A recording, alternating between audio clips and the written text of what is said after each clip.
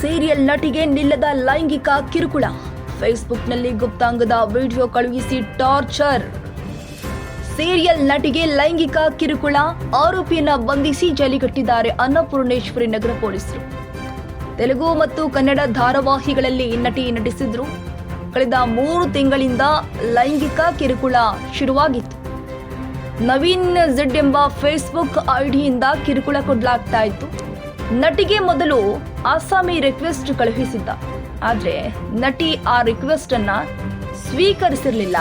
ಆದ್ರೆ ಮೆಸೆಂಜರ್ನಲ್ಲಿ ಅಶ್ಲೀಲ ಮೆಸೇಜ್ ಮಾಡಿ ಕಿರುಕುಳ ಕೊಡ್ತಾ ಇದ್ದ. ಮೆಸೇಜ್ ಮಾಡದಂತೆ ಸುಮಾರು ಬಾರಿ ನಟಿ ಕೂಡ ಎಚ್ಚರಿಕೆ ಕೊಟ್ಟಿದ್ರು. ಕಾಟ ಹೆಚ್ಚಾದ ಹಿನ್ನೆಲೆ ಬ್ಲಾಕ್ ಕೂಡ ಮಾಡಿದ್ರು. ಮತ್ತೆ ಬೇರೆ ಬೇರೆ ಐಡಿಯಿಂದ ಅಶ್ಲೀಲ ಹಾಗೂ ಗುಪ್ತಾಂಗದ ಫೋಟೋ ಕಳಿಸಿ ವಿಕೃತಿ ಮೆರೆದಿದ್ದ. ಕಿರುಕುಳ ಕೊಟ್ಟ ಹಿನ್ನೆಲೆ ಬುದ್ಧಿ ಹೇಳಿದ್ರು ನಟಿ.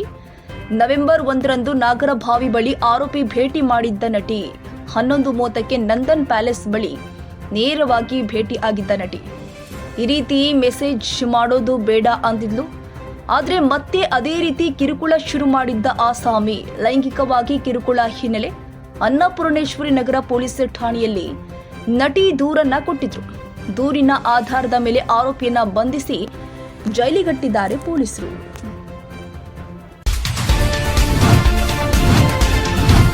Audio Jungle.